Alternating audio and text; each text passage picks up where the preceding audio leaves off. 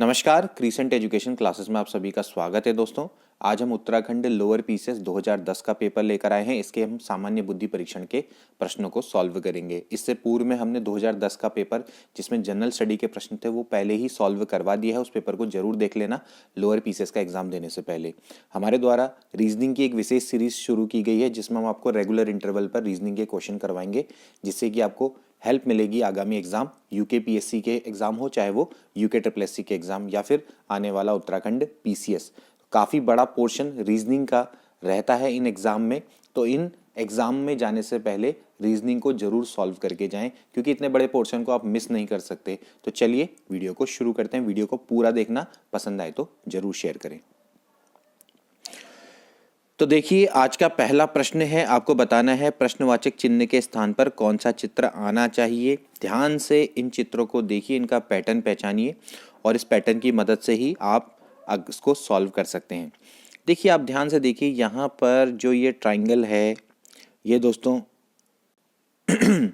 दक्षिण की दिशा में है, यानी कि इसका जो नोक है वो नीचे की ओर को है, फिर ये नोक ऊपर की ओर को हो जाती है, फिर यहाँ पर एक सर्किल आ जाता है, लेकिन जो ये अंदर का त्रिभुज है वो फिर से दक्षिण की दिशा में हो जाता है, और फिर अगले चित्र में क्या होना चाहिए, इस सर्किल में इसको उत्तर की दिशा में हो जाना चाहिए, यानी कि ए वाला ऑप्शन इसका करेक्ट हो जाना चाहिए। ठीक है, सिंपल सा पैटर्न है, आप ध्यान से देख सकते हैं। पहले ये जो सर्किल है, ये ट्राइंगल है, ये पहले नीचे की दिशा में है, फिर ये ऊपर जाता है, यानी कि पहले दक्षिण फिर उत्तर फिर दक्षिण, और फिर इसको क्या जाना चाहिए, उत्तर जाना चाहिए, और सर्किल के अंदर ही होना चाहिए, यानी कि ए वाला ऑप्शन करेक्ट है। सिंपल से सिंपल व्यक्ति भी इसको कर सकता है।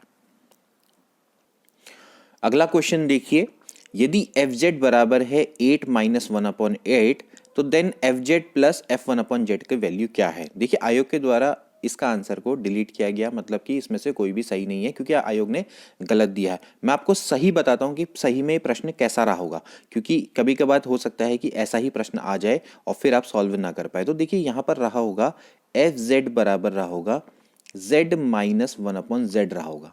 ठीक है, मैं आपको बताऊं तो यहाँ पर 8 - 1/8 नहीं रहा होगा, z - 1/z रहा होगा। तो अब आपने सॉल्व करना है। देखिए, अगर fz बराबर z - 1/z है तो f1/z क्या हो जाएगा, कुछ नहीं करना है, z की जगह पर क्या रख देना है दोस्तों, 1/z रख देना है। जहां पर z है वहां पर क्या रख दो, 1/z। तो क्या हो जाएगा, z की जगह पे 1/z, और 1/z की जगह पे क्या हो जाएगा, z हो जाएगा। इसको मान लो इक्वेशन नंबर 1, इसको मान लो इक्वेशन नंबर 2। अब क्या कर देना है, दोनों को ऐड कर देना है। दोनों को ऐड कर दो, तो जब आप दोनों को ऐड करेंगे तो fz प्लस f1/z बराबर हो जाएगा z - 1/z plus 1/z minus z। तो ये दोनों कट जाएंगे, तो यहाँ से आंसर क्या आ जाएगा, 0 आ जाएगा। तो इस तरह से इसका आंसर क्या आना चाहिए दोस्तों, 0 आना चाहिए। बी वाला ऑप्शन इसका करेक्ट है। ठीक है, तो ऐसा प्रश्न आ सकता है, यहाँ पर हो सकता है कि fx बराबर आ जाए x - 1/x, तो देन fx प्लस 1/x की वैल्यू को निकालना है। fx प्लस f1/x का मान क्या होगा। ठीक है, अगला प्रश्न देखिए दोस्तों, 2 किताब 5 कलम का मूल्य 225 रुपए है, 4 कलम 3 किताबों का मूल्य 320 रुपए है, 1 कलम की कीमत क्या है। बार बार ये प्रश्न पूछा जाता है, इसके बार बार हम इसको आपको सॉल्व कराएंगे ताकि आपको आदत हो जाए। इसको कैसे करेंगे भाई, 2 किताब मान लेते हैं, एक किताब का मूल्य है x और कलम का मूल्य है y। ठीक है भाई, तो देखिए 2 किताब और 5 कलम, तो 2 किताबों का मूल्य क्या होगा, 2x, 5 कलमों का मूल्य क्या होगा, 5y।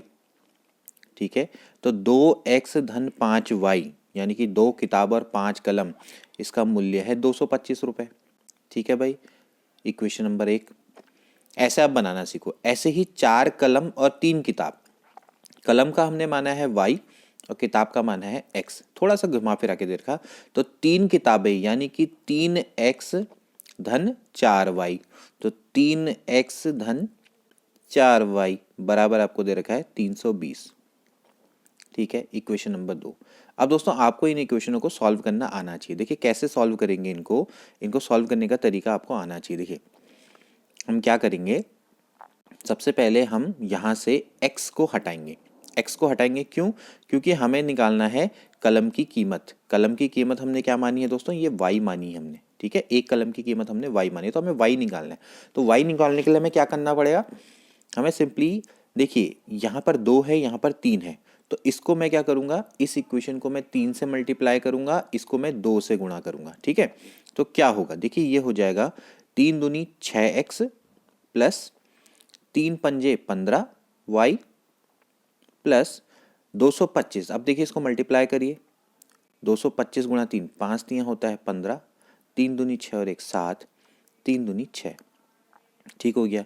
ऐसे इसको मल्टीप्लाई करिए तो ये हो जाएगा भाई 2 3 6x, 2 चक्को 8y प्लस ये हो जाएगा भाई 0, 2 दूनी 4, 2 3 6। ठीक है, अब आपने क्या कर देना है, इन दोनों को माइनस कर देना। यहाँ पर माइनस आएगा, यहाँ पर माइनस आएगा, यहाँ पर माइनस आ जाएगा। ठीक है, अगर यहाँ पर माइनस होता तो यहाँ पर प्लस आ जाता। ठीक, तो देखिए ये और ये तो कट जाएंगे। अब देखिए 15 में से 8 गया, कितना बचता है दोस्तों, 7। ठीक है, यहाँ पर बचेगा 5 और 7 में से 4 गया, कितना बच जाएगा, 3। ठीक है, तो y बराबर 7y बराबर 35 है, तो y बराबर हो जाएगा 35/7। तो 7 पंजे कितना हो गया, 35। यानी कि एक कलम का मूल्य 5 रुपये है, यानी कि डी वाला ऑप्शन करेक्ट है। ठीक हो गया। अब आप इसको दोबारा से, अगर आपको समझ नहीं आता तो आप दोबारा से इसको रिवाइंड करके देख सकते हैं।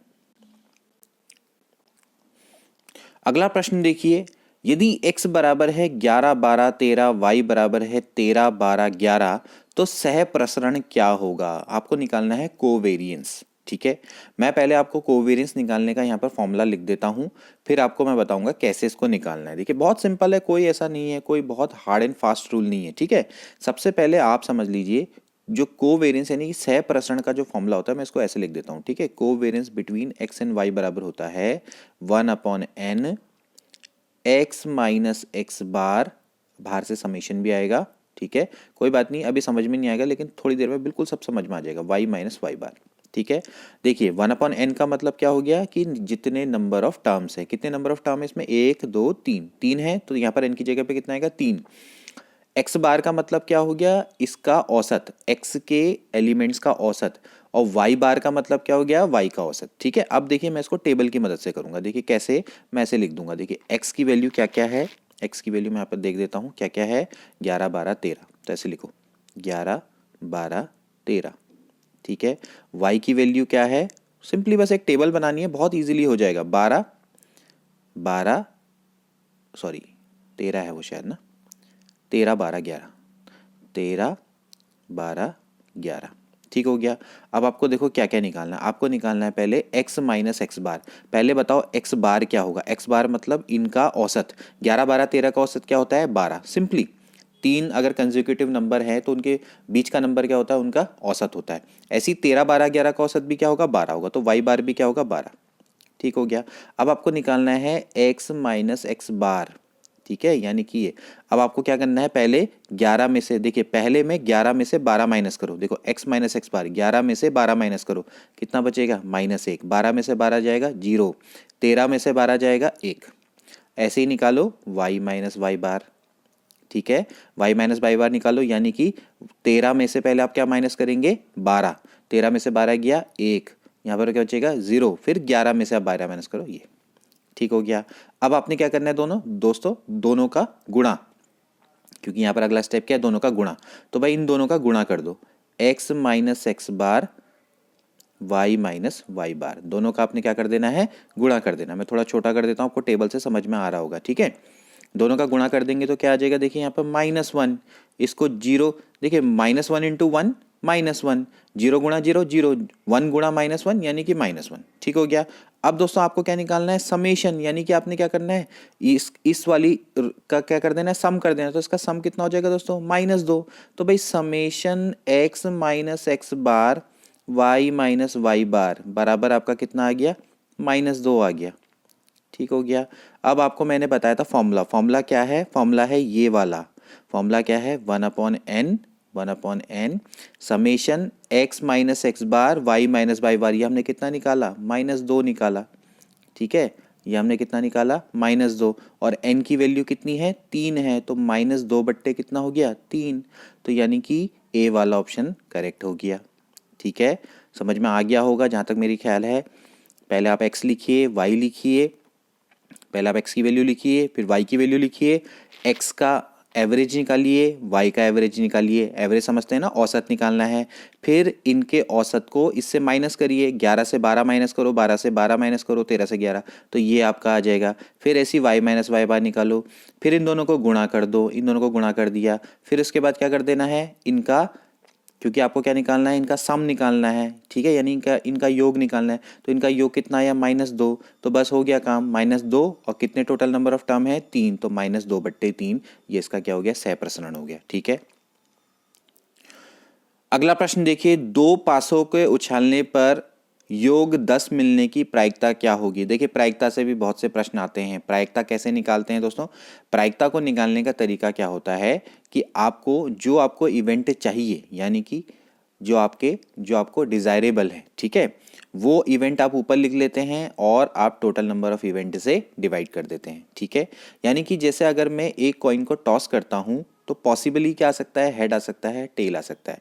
तो आपसे कोई पूछेगा भाई हेड आने की प्रोबेबिलिटी क्या है, तो हेड आने की प्रायिकता क्या है, हेड क्या है, एक बार यहाँ पर आ रहा है, कितने नंबर ऑफ आउटकम से आ रहा है, 2 से, तो 1/2 प्रायिकता हो जाती है। ठीक है, इसी तरह से अगर मैं किसी पासे को फेंकता हूँ, देखिए पासे को अगर मैं फेंकता हूँ तो क्या आ सकता है, 1 2 3 4 5 6, ये आ सकता है।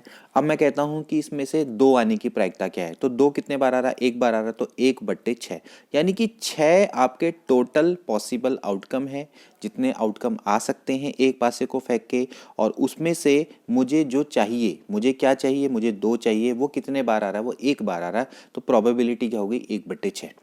ठीक है, यानी प्रोबेबिलिटी क्या है, अनिश्चितता को मापती है। ठीक है, probability is a measure of uncertainty. तो यहां पर हमें वही करना है, उसी कॉन्सेप्ट को अपनाना है। देखिए यहां पर क्या है, 2 पासों को उछाल लें। अब जब आप 2 पासों को उछालेंगे तो क्या क्या हो सकता है भाई, 1 1 1 2 1 3, ठीक है, ऐसे ही कहां तक आएगा, 1 6, ऐसे ही क्या हो सकता है, 2 1 2 2 2 3 2 4 3 6, इस तरह से आपके बन सकते हैं। देखिए आपके कितने पॉसिबल इवेंट बन सकते हैं, मैं यहाँ पर आपको दिखाता हूँ। बहुत सिंपल सा प्रश्न है, जैसे क्या बन सकता है, 1 1 1 2, मतलब आपके 2 पैसे फेंके ना, 1 3 से लेकर कहाँ तक जाएगा, ये जाएगा 1 6 तक। ऐसे ही हो सकता है 2 1 2 2 से लेकर 2 6, ठीक, ऐसे ही 3 1, ठीक है, ऐसे से जाएगा 3 6, तो ऐसे ही चलता रहेगा और कहाँ तक जाएगा दोस्तों, 6 6 तक जाएगा। तो टोटल कितने बनेंगे, 36। ठीक है, आपने सिंपली क्या करना है, जब आप 2 पासों को फेंकते हैं तो 6 × 6 यानी कितना होगा, टोटल आपके कितने बनेंगे दोस्तों, इवेंट 36 बनेंगे। ठीक है, 36 बनेंगे टोटल, आपके कितने बनेंगे, आउटकम 36 बन गए। ठीक है, अब आपको देखना है कि योग 10 कहाँ कहाँ पर मिलता है। देखिए 10 का योग, 10 के योग के लिए आपको क्या क्या चाहिए होगा, देखिए 2 पासों में क्या क्या होना चाहिए, देखिए 4 और 6, 4 और 6 का सम कितना होता है, 10। ऐसे ही 6 और 4, ये भी तो हो सकता है, इसका भी सम कितना होता है, 10। एक क्या हो सकता है, 5,5। ठीक है, ये 3 आपके डिजायर्ड इवेंट है जो आपको चाहिए, क्योंकि आपको चाहिए कि इनका योग कितना है, 10 आए। अब आप बताइए कोई और हो सकता है, नहीं हो सकता, क्योंकि आपको पता है पासे में 6 से ज़्यादा नंबर तो होता नहीं। ठीक है, 2 के संग आपका बनेगा नहीं, 3 के संग आपका बनेगा नहीं। 3 के संग अगर आप क्या ऐड करें भाई, 3 के संग आपको 10 के लिए आपको कितना ऐड करना पड़ेगा, 7 ऐड करना पड़ेगा, तो 7 तो पॉसिबल ही नहीं है, तो 7 पॉसिबल नहीं है। तो भाई सीधी बात है कि 6 4 4 6 5 5, यानी कि 3 इवेंट है, मतलब 36 में से 3 इवेंट हैं जो कि इसको सेटिस्फाई करते हैं। ठीक है, तो भाई प्रोबेबिलिटी क्या हो जाएगी, 3/36, 36 में से 3 ही ऐसे इवेंट होंगे जिनका योग क्या आएगा, 10 आएगा, तो 3/36 प्रोबेबिलिटी हो गई, यानी कि 1/12, यानी कि डी वाला ऑप्शन करेक्ट हो गया। ठीक है, प्रोबेबिलिटी के क्वेश्चन को जरूर करके जाएं। प्रायिकता से तो बहुत सारे प्रश्न आते हैं, प्रायिकता, परमुटेशन, कॉम्बिनेशन, ये 2 ऐसे टॉपिक हैं जिनसे बहुत से प्रश्न आते हैं। आगे हमारी कोशिश रहेगी कि आपको प्रायिकता और परमुटेशन कॉम्बिनेशन पढ़ाए जाएं, स्पेशली जो कि मतलब जो कि रीजनिंग लेवल के आते हैं। अब हायर लेवल के तो नहीं पढ़ाएंगे, लेकिन जो अच्छे खासे कंपटीशन लेवल के आते हैं उससे आपको बहुत मदद मिलेगी। ठीक, तो यहाँ से आप बहुत ईजिली इसको समझ गए होंगे। आगे बढ़ते हैं। अगला देखिए, निम्न चित्र में कितने त्रिभुज हैं, थोड़ा सा इसको काउंट करके देखिए किस तरह से त्रिभुज के आपको प्रश्न आने चाहिए। सबसे पहले आप देखिए, काउंट करके देखिए, यहाँ पर क्या होगा भाई, 1 2, ठीक है, ये एक त्रिभुज हो गया, 2 त्रिभुज हो गया, फिर 3, ठीक है, फिर इसके बाद 4 और ये 5। ठीक, ये तो आपके हो गए त्रिभुज। 1 2 3, मतलब जो आपके अंदर अंदर बने हुए हैं, तो 5 त्रिभुज तो ये हो गए। ठीक है, अब इसके बाद आप देखिए, इसके बाद जैसे हमने ये वाला किया, अब ये आउटसाइड वाला त्रिभुज भी एक, 5 के बाद कितना आ जाएगा 6। ठीक है, 6 त्रिभुज हो गए। अब ऐसे ही आपका क्या होगा, ये पूरा बाहर वाला, ये पूरा, ठीक है, ये हो गया कितना 7। ठीक, 7 त्रिभुज हो गए। ऐसे ही इसके बाद क्या होगा, देखिए दोस्तों, ये वाला पूरा 8। ठीक है, और ये वाला त्रिभुज, ये कितना हो गए 9। तो कुल मिला के कितने त्रिभुज हैं इसमें, 9 त्रिभुज है। आप इसमें खुद इसमें स्वयं काउंट कर लेना। दोस्तों इसको सही करना, मैं करेक्शन करना चाहूंगा, इसमें कुल मिला के 12 आ रहे हैं, ये 9 इसमें शायद आयोग ने गलत दिया है, आयोग ने इसका आंसर गलत दिया है। देखिए इसमें 12 आ रहे हैं मेरे हिसाब से। देखिए 1 2 3, ये तो हो गए 1 2 3, ये तो इधर के हो गए। ठीक है, छोटे छोटे वाले 3, फिर 4, फिर 5। ठीक है, 5 तो ये हो गए। ठीक, इसके बाद अब देखिए बाहर वाले आउटसाइडर भी गिनिए, 1 2 3 ये हो गए। फिर इसके बाद देखिए ये वाला जो होगा, ये हो जाएगा आपका 6। ठीक है, ये वाला हो गया 6। फिर इसके बाद ये वाला हो गया 7। ठीक, 7।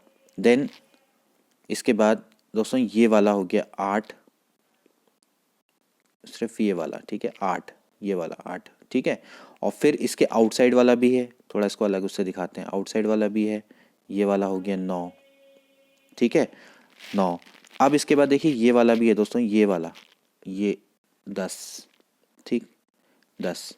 एंड देन अब हमने ये वाला तो काउंट ही नहीं किया, ये 11, ये वाला हो गया 11। ठीक है, और फिर इसके बाद दोस्तों ये हमने, हाँ ये आउटसाइड वाला, ये पूरा 12। ठीक है, तो ये दोस्तों इसमें 12 आ रहे हैं। आप इसको एक बार चेक कर लीजिएगा कि इसमें कितने आते हैं। ठीक है, तो मेरे हिसाब से तो 12 आने चाहिए, आयोग ने इसमें शायद गलत दिया आंसर। ठीक है, अगला प्रश्न देखिए दोस्तों, जो कि एक सिंपल आपको थ्योरी है, याद रखनी है कि निम्न में से कौन सा चर उच्चतम व न्यूनतम मूल्यों से सर्वाधिक प्रभावित होता है। ठीक है, मतलब कि माध्यिका, बहुलक या फिर समांतर माध्य। ठीक है, बट देखिए दोस्तों, जो उच्चतम और न्यूनतम, कहने का मतलब है जो एक्सट्रीम वैल्यूज होती है ना, यानी कि मिनिमम और मैक्सिमम, इससे जो सबसे ज़्यादा प्रभावित होगा दोस्तों वो होगा समांतर माध्य। समांतर माध्य इसलिए प्रभावित होता है क्योंकि ये सारे आंकड़ों का यूज़ करता है जब हम समांतर माध्य निकालते हैं। ठीक है, समांतर माध्य कब कैसे निकाला जाता है, हम क्या करते हैं, सारे वैल्यू को ऐड करते हैं बट्टे टोटल नंबर, है ना। लेकिन बहुलक का मतलब क्या होता है, बहुलक का मतलब होता है कि वो आंकड़ा जो कि सबसे ज़्यादा क्या होता है, फ्रिक्वेंट होता है, जो कि सबसे ज़्यादा रिपीट होता है। तो बहुलक में क्या होता है, वो एक्सट्रीम वैल्यू पे ज़्यादा डिपेंड नहीं करता। ऐसे ही जो माध्यिका होती है, माध्यिका में हम क्या करते हैं दोस्तों, कि यानी कि हम क्या करते हैं, अरेंज कर देते हैं पूरी सीरीज को एक आरोही क्रम में या अवरोही क्रम में, और फिर उसके बाद जो मिडिल का टर्म है, तो माध्यिका क्या होती है, जो सीरीज को 2 बराबर भागों में बांटती है। तो ये भी क्या करती है, एक्सट्रीम वैल्यू पर डिपेंड नहीं करती। आप एक्सट्रीम वैल्यू चेंज भी कर देंगे तो हो सकता है कि माध्यिका पे कोई फर्क ना पड़े। ठीक है ना, इसी तरह से बहुलक पे, यानी कि माध्यिका और बहुलक पूरे डेटा का उपयोग नहीं करते हैं। ठीक है, वो सिर्फ आपके क्या है, एक तरह से पोजिशनल मेजर हैं, यानी कि वो पोजीशन के आधार, उनको बस पोजीशन आप दिखा दो, वहाँ पोजीशन के अकॉर्डिंग वो क्या करते हैं, मतलब वो सेंट्रल वैल्यू को निकालते हैं। जबकि जो समांतर माध्य होता है वो सारी वैल्यू को यूज करता है। तो बस आपको ये याद रखना है कि कौन सा जो चर है समांतर माध्य है वो उच्चतम और न्यूनतम वैल्यू से सर्वाधिक प्रभावित होता है, तो वो क्या होता है, समांतर माध्य होता है, यानी कि मीन। ठीक है, मीन, जब हम औसत की बात करते हैं तो समांतर माध्य सभी वैल्यू को यूज करता है, जबकि माध्यिका और बहुलक सभी वैल्यू का यूज़ नहीं करते हैं, वो क्या करते हैं, कुछ वैल्यू को छोड़ देते हैं। आप इसको आसानी से समझ सकते हैं। ठीक है, जैसे मैं आपको एक एग्जांपल से भी इसको समझाता हूँ। देखिए कि जैसे मान लेते हैं 1 2 3 4 5। ठीक है, 1 2 3 4 5, आपसे कोई बोलता है इसका समांतर माध्य निकालो, तो आप क्या करेंगे, इन सब का यूज़ करेंगे। ठीक है, इन सब का यूज़ करेंगे, मतलब इन सब का धन कर देंगे, और फिर उसके बाद बट्टे क्या कर देंगे, 5 कर देंगे, तो आपका जो समांतर माध्य है वो 3 आ जाएगा। ठीक है, अब दोस्तों जैसे ये तो आपको समझ में आ गया। ठीक, अब जैसे मान लेते हैं इसका मुझे अगर मीडियन निकालना होता, तो मीडियन में मैं क्या करता, इनको अरेंज करता और इनके मिडिल की वैल्यू देखता, तो भी इसका क्या आएगा, मीडियन कितना आएगा, 3 आएगा। ठीक है, अब मैं काम करता हूँ, देखिए जो एक्सट्रीम वैल्यू है इनको मैं चेंज कर देता हूँ, मैं लिख लेता हूँ इसको 0 2 3 4 और इसको मैं 9 बनाता हूँ। ठीक है, अब देखिए दोस्तों, इसका जो औसत है, इसका औसत यानी समांतर माध्य वो चेंज हो जाएगा, लेकिन इसका जो मीडियन है वो स्टिल क्या रहेगा, 3 ही रहेगा। समझ में आ रहा है ना। तो एक्सट्रीम वैल्यू पर डिपेंड नहीं करता, हमने सिर्फ क्या करना है, इसको अरेंज कर देना है छोटे से बड़े क्रम में या बड़े से छोटे क्रम में, और मिडिल का टर्म देख लेना है, तो हमें क्या मिल जाएगा, माध्यिका मिल जाएगी।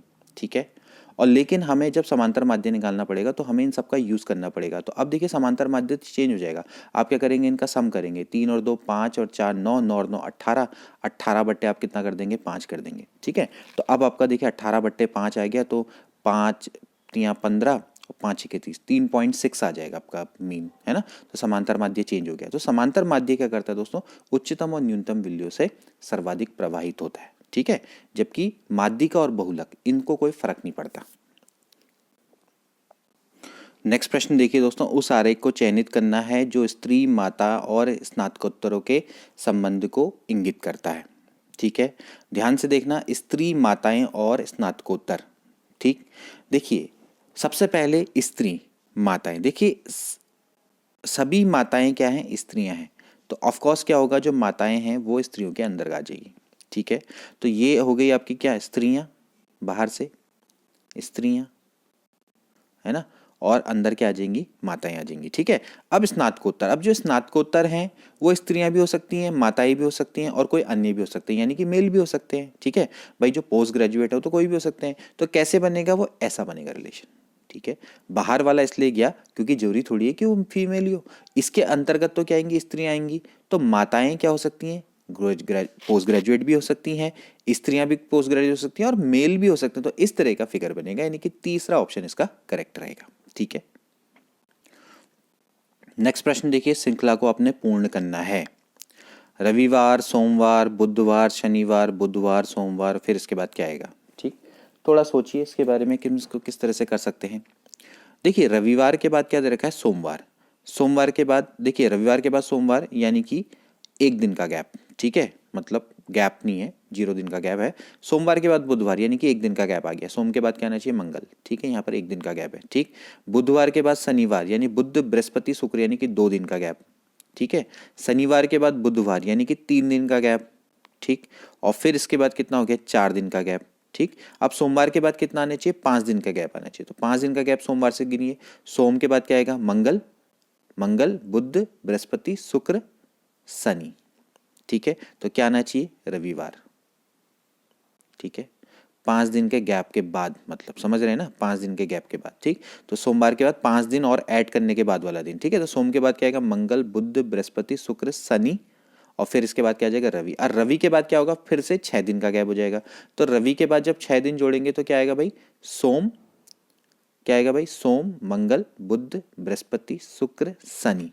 ठीक है, 1 2 3 4 5 6, और फिर क्या आ जाएगा, रवि आ जाएगा, यानी कि ए वाला ऑप्शन करेक्ट हो जाएगा। तो रविवार के बाद फिर से क्या आएगा, रविवार ही आएगा ना, तो रविवार, रविवार, तो ए वाला ऑप्शन इसका करेक्ट होना चाहिए। ठीक है, समझ में आ गया होगा श्रृंखला को किस तरह से पूर्ण किया।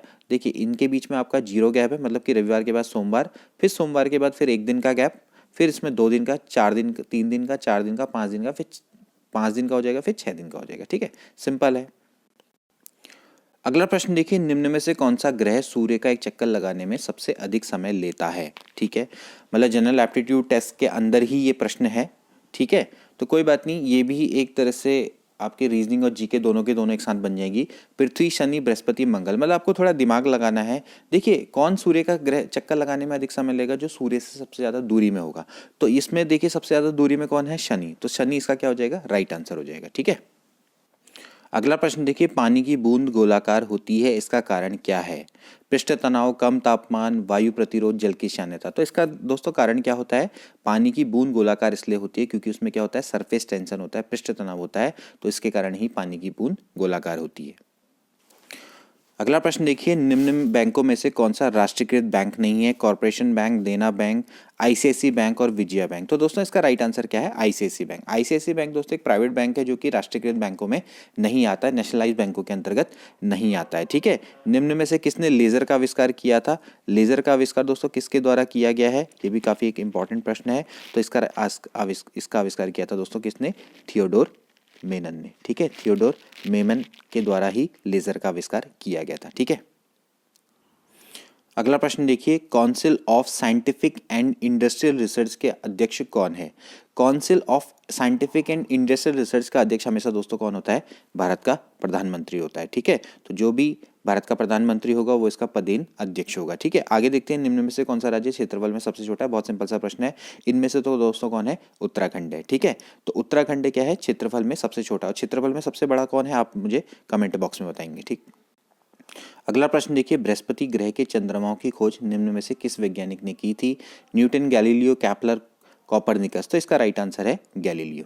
ठीक है, गैलीलियो के द्वारा दोस्तों एक खोज की गई थी बृहस्पति ग्रह के चंद्रमाओं की। देखिए ये एप्टीट्यूड के ही प्रश्न है, ये एप्टीट्यूड का 50 मार्क्स का पेपर है, उसमें भी ये प्रश्न आ रखे हैं। तो हो सकता है कि लोअर पीसीएस में कुछ आपके जीके जनरल स्टडीज से रिलेटेड प्रश्न भी आ जाए, लेकिन ये जनरली जो प्रश्न है ये साइंस से रिलेटेड प्रश्न ज़्यादातर दिखते हैं। तो हो सकता है कि इस तरह का पेपर भी आ जाए, लेकिन ज़्यादातर रीजनिंग और मैथ्स ही आती है। लेकिन ये 2010 का पेपर है, हो सकता है कि थोड़ा बहुत पैटर्न चेंज हो गया हो। अब तो खैर पूरा का पूरा जीके और मतलब रीजनिंग और मैथमेटिक्स ही आती है, लेकिन उस समय पर आए थे। तो ये 50 नंबर का ये अलग से पोर्शन है जो कि जनरल एप्टीट्यूड का है। ठीक है, तो जनरल एप्टीट्यूड में थोड़ा बहुत ये जीके भी जोड़ लेते हैं, लॉजिकल जीके को। ठीक है, अगला प्रश्न देखिए, प्राकृतिक संख्याओं 1 से 5 तक का मानक विचलन क्या है? मानव लिख रखा है, मानक विचलन क्या है? आपको दोस्तों निकालना है स्टैंडर्ड डेविएशन। ठीक है, अब देखिए मैं आपको सीधे सीधे बताता हूँ इसका डायरेक्ट फॉर्मूला। स्टैंडर्ड डेविएशन देखिए फर्स्ट एन नंबर का कितना होता है, आपको ये फॉर्मूला याद रखना पड़ेगा। ये होता है एन स्क्वायर माइनस 1/12। ठीक है, आपने क्या कर देना है? इसका स्क्वायर रूट निकाल देना है। ठीक, सिंपली आपने क्या करना है, अगर आपसे बोलता है कि पहली 8 संख्याओं का मानक विचलन क्या है, तो यहाँ पर आप क्या रख दीजिए? एन की जगह पे 8। यहाँ पर क्या है? 1 से लेके 5 है, तो यहाँ पर आप रख दीजिए 5। तो 5 का स्क्वायर माइनस 1/12, इसका क्या लिख देंगे? स्क्वायर रूट निकाल देंगे। ठीक है, थोड़ा सा क्वेश्चन में थोड़ा कैलकुलेशन हो सकता है। 5 पंजे 25, 25 में से 1 गया, कितना आ जाएगा? 24, 24/12। ठीक है, तो 24/12 कितना होता है? 12 दूनी हो जाता है 24, तो यानी √2। तो √2 की जो वैल्यू होती है दोस्तों डायरेक्टली आपको आना चाहिए 1.41 समथिंग होती है। ठीक है, तो 1.414 यानी कि बी वाला ऑप्शन इसका करेक्ट हो गया। ठीक है, इस तरह से आप निकाल सकते हैं। देखिए √2, √3 की वैल्यू होती है 1.73। ऐसे करके आप थोड़ा सा याद करके जाना। √2 की वैल्यू आपको डायरेक्टली आनी चाहिए, 1.41 होती है। ठीक, तो ऐसे करके आप इसको निकाल सकते हैं। ठीक है, तो 1 से लेके 5 तक का मानक विचलन क्या होता है? Directly formula. वैसे तो फॉर्मूला स्टैंडर्ड डेविएशन का कुछ और होता है, लेकिन प्रथम 1 से लेके प्रथम n नंबर या प्रथम 1 से लेके 8 नंबर या जो भी आप निकालो, उसके लिए आप डायरेक्ट फॉर्मूला ये याद कर सकते हैं। ठीक है, इसके आपका समय बढ़ जाएगा। अगला प्रश्न देखिए दोस्तों, एक संख्या के 7/8 और उसी के 6/7 का अंतर 20 है, तो संख्या क्या है? देखिए एक संख्या मान लेते हैं x है, उसके 7/8 यानी कि 7/8 ऑफ x और 6/7 उसी के 6/7 ऑफ x, इन दोनों का अंतर यानी कि इन दोनों को माइनस करेंगे तो वो बराबर 20 आता है। तो आपको बताना है कि वो संख्या क्या है। कुछ नहीं है, बस आप इसको सॉल्व कर दीजिए। देखिए यहाँ से आप इसको सॉल्व करेंगे, कैसे करेंगे? इसका एलसीएम ले लेंगे। 7 अट्ठे कितना होता है? 56, 7 सत्ते हो जाता है 49, 8 छिक्के हो जाता है 48। ठीक है, और बाहर से आ जाएगा x बराबर हो जाएगा 20। सिंपली इसको सॉल्व कर देना, कुछ ही नहीं है इसमें। ठीक, तो ये हो जाएगा भाई 1/56 इंटू x बराबर 20। अब देखिए यहाँ पर ये भाग में है तो यहाँ मल्टीप्लाई में चला जाएगा। ठीक है, तो x बराबर हो जाएगा भाई 20 गुणा 56। ठीक, तो 2 छिक्के होता है 12, 5 दूनी 10 और 1 हो जाता है 11। तो यानी कि वो संख्या क्या रही होगी? 1120 रही होगी, यानी कि बी वाला ऑप्शन इसका करेक्ट है। अगला प्रश्न देखिए, केंद्रीय सांख्यिकी इकाई की स्थापना किस वर्ष में हुई थी? तो दोस्तों इसका राइट आंसर है 1951। ठीक है, 2 मई 1951 को दोस्तों इसकी स्थापना हुई थी। ठीक है, बाद में इसका नाम पड़ गया था केंद्रीय सांख्यिकी संगठन, CSO बन गया था 1954 में। ठीक है, पहले इसका नाम CSI था। ठीक है, सेंट्रल स्टैटिस्टिकल इंस्टीट्यूट इसका नाम था। बाद में इसका नाम 1954 में केंद्रीय सांख्यिकी संगठन पड़ गया था। ठीक है, अगला प्रश्न देखिए, एक यात्री दिल्ली से मेरठ 30 किलोमीटर प्रति घंटे की स्पीड से जाता है और 60 किलोमीटर प्रति घंटे की स्पीड से वापस आता है, तो उसकी औसत गति क्या होगी? देखिए औसत गति यानी कि एवरेज स्पीड निकालने का मैं आपको एक डायरेक्ट फॉर्मूला बताता हूँ। जब डिस्टेंस सेम हो, एक व्यक्ति एक जगह से दूसरी जगह फलानी स्पीड से जाता है और एक्स स्पीड से जाता है और वाई स्पीड से आता है, तो फॉर्मूला ये होता है, डायरेक्टली आप याद करेंगे, ये होता है 2xy upon x plus Y. ठीक है, डायरेक्ट फॉर्मूला आप याद करेंगे, इससे आपको बहुत इजी हो जाएगा। ठीक है, हमेशा ध्यान रखना कि जब भी ऐसा प्रश्न आए, एक आदमी एक जगह से दूसरी जगह एक्स स्पीड से जाता है, वाई स्पीड से आता है, या चलो v1 स्पीड से जाता है, v2 स्पीड से वापस आता है, तो उसका एवरेज स्पीड क्या है, तो आप याद रखेंगे 2xy upon x plus Y, यानी 2v1 v2 upon v1 plus v2। Directly हो जाएगा, ये हो जाएगा 2 इंटू 30 × 60 बट्टे ये हो जाएगा 30 + 60।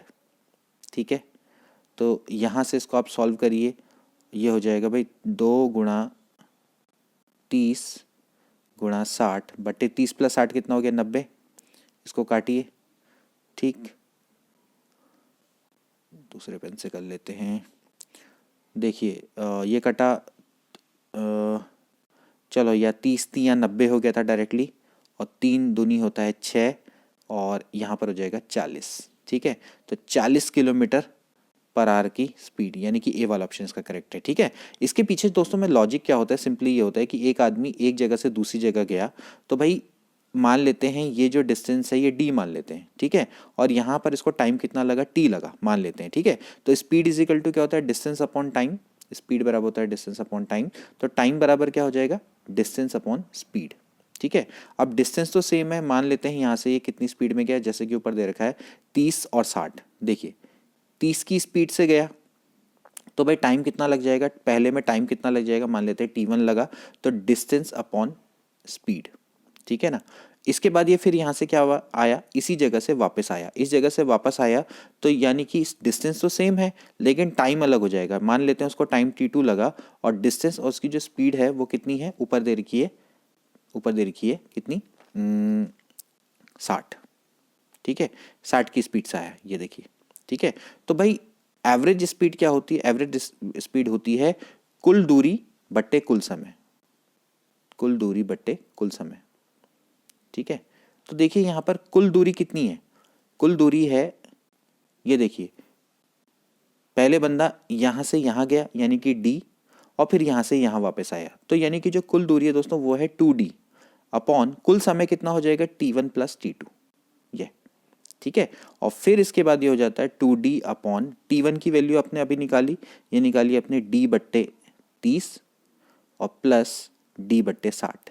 ठीक है, और फिर आप इसको सॉल्व करेंगे, डी से डी कट जाएगा, और फिर ये आ जाएगा 2 × 30 × 60 बट्टे 30 + 60। ठीक है, अब इतना लंबा चौड़ा करेंगे आप इस क्वेश्चन को नहीं करेंगे, आप सीधे क्या करेंगे, इस फॉर्मूले को याद रखेंगे जो मैंने आपको बताया। ठीक है, ऐसे ही जैसे मैंने आपको स्टैंडर्ड डेविएशन का फॉर्मूला बताया था, क्या बताया था, n² - 1/12। हालांकि उसको निकालने का तरीका बहुत लंबा होता है, ऐसे ही आप इसको डायरेक्टली याद करेंगे, तो ऐसे करके आप डायरेक्ट क्वेश्चन कर सकते हैं।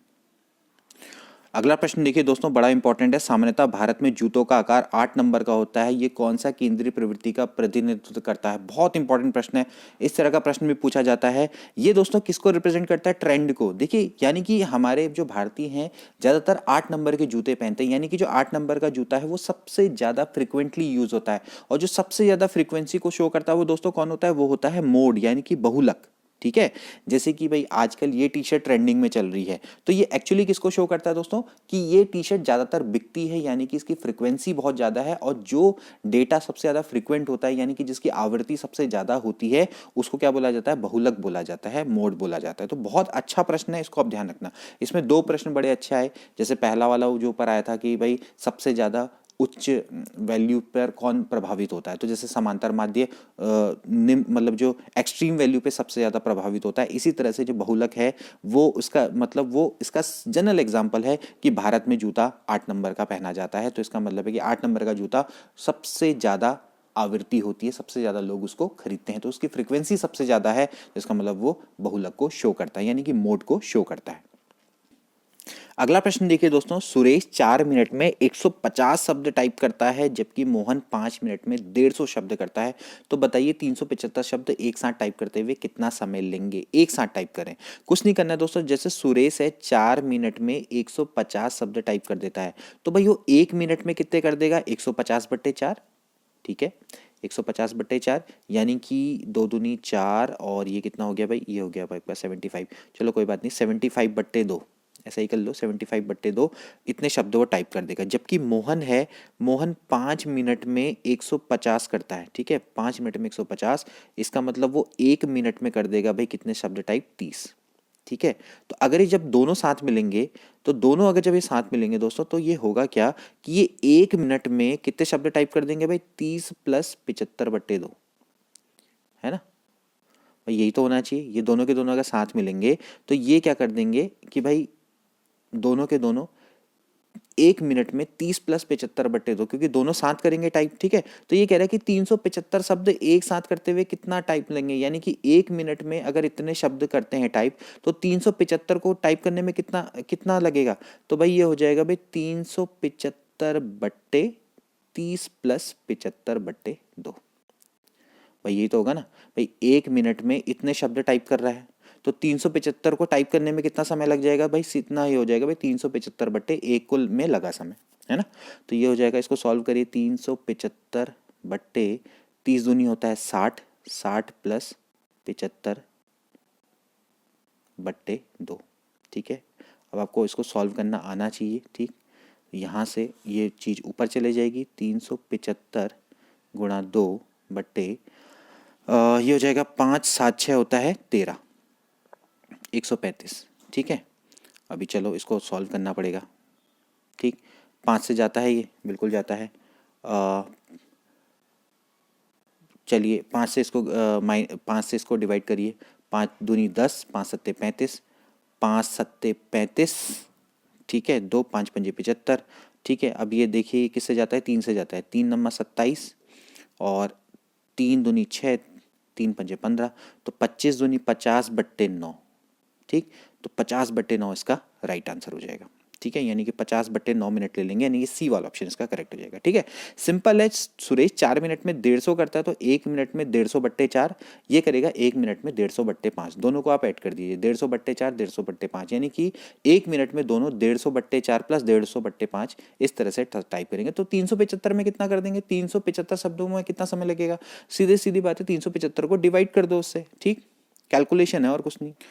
अगला प्रश्न देखिए दोस्तों, यदि x बराबर है 3 4 5 और y बराबर है 15 18 21, तो आपको y का समीकरण निकालना है। कुछ नहीं करना है, बहुत सिंपल है, आपने कुछ नहीं करना है। यहाँ पर जैसे 3 4 5 है ना x की वैल्यू, आपने x की वैल्यू 3 4 5 एक एक करके इन समीकरणों में रख देनी है, और जो अगर y की वैल्यू यही आ जाती है तो इसका मतलब वो समीकरण निकल जाएगी। तो देखिए पहले y बराबर आपका 3x + 2 है, इसको चेक कर लीजिए, ठीक।